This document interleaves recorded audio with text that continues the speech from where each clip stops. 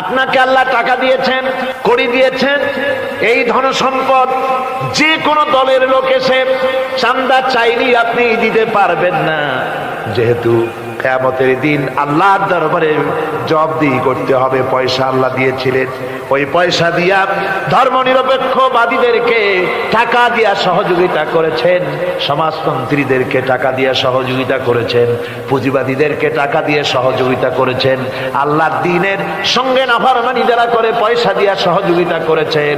কিয়ামতের দিন আল্লাহর দরবারে আসামির কাতারে দাঁড়াতে হবে। পরিষ্কার আল্লাহর কথা, আমি তোমার মাল কিনে নিয়েছি, তোমার মাল আমার রাস্তায় খরচ করতে হবে। খরচ করলে কোথায় করতে হবে? আল্লাহর রাস্তায়। আপনার নিজের ইচ্ছে মতো আপনি করতে পারবেন না।